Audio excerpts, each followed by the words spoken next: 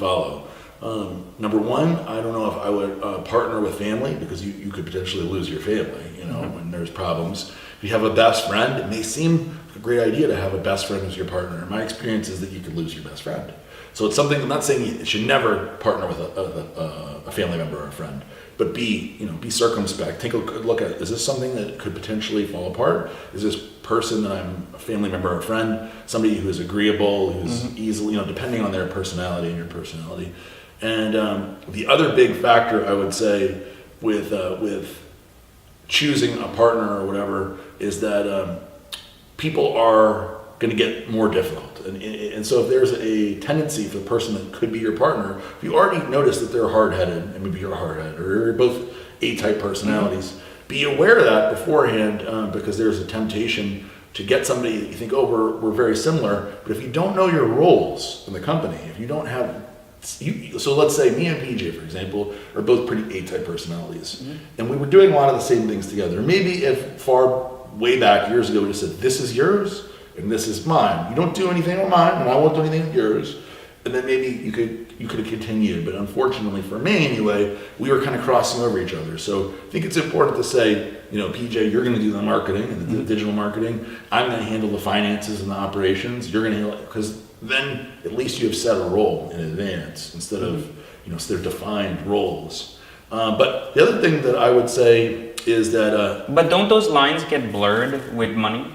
Yeah, you have to try. You have to try not to, because that's the thing. Is that because it seems like if money's coming or not coming, it creates this need to kind of be like, well, what are you doing? Let me work on that too, because obviously we're not making enough money. There's always going to be, that's like a rule that you should set in place and be cognizant of throughout the whole process, and remind each other. So like if you start saying, I don't really like the color red on if I tell you I don't like the color red on our Facebook ads, I think it should be more, be like, no.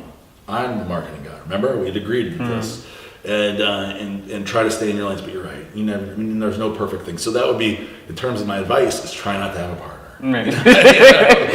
That's the truth. I mean, one thing that people need money. You can get an investor if you're doing well and you've got the numbers to prove it. There's certainly money out there available to you that doesn't include somebody's opinion, right? So if I were going to take on a partner, the two ways I would either take them on is, number one, as a silent partner that has no right to say anything, which could still cause a problem. Right, at some point. It still could. If you're not doing good, it could be like, what the hell are you backfire, doing? Right? That would be one way, is somebody who doesn't have any opinion. Or if you're going to have a partner and take them on, make sure that this guy or girl knows the plan, is aware of what's going on, and sticks with the plan. But there's always going to be, obviously, the ideal thing is no partner. I mean, that would be the idea. For me personally, I move very fast in business, and I don't want to, I've had problems slowing myself down to ask people. And so a lot of times it's my fault. I've had problems, done stuff where I know it's the right thing, I do it, I react, and I react quickly, and then somebody who I'm working with says, whoa, you didn't even ask me. Right. And it's not something out of disrespect, it's just like, it's part of who I am. And now if I were going to take on a partner, I would let them know in advance, I would be honest and forthright and say, hey, this is who I am. I move fast. You might not get a say in everything, Well, I feel so many people find partners based on skills, and they're like, I need a coder, I need this, I need that. Which is good. That's but they never pay attention to personality types, which I think are very important, because if you have even a coder that's very A-type, and very ballsy in his approach, will clash at some point, with someone who's a personality type as a CEO who's like, this 100%. Is where coding needs to go, and is like, no, I don't want to do that. Yeah, that's definitely something to consider. One thing I'll say that I tell people is that if I were going to get another partner, I would want a value-added partner. So I would want somebody who can do something that I can't do, or bring something to the table.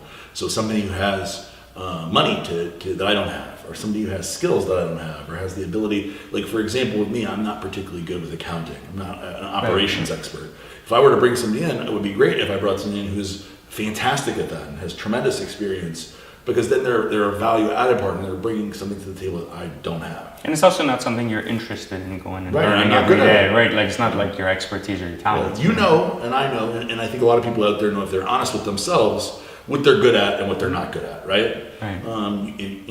The truth is, I'm not good at everything. I'm probably not good at most things. But I'm really, really good at some things.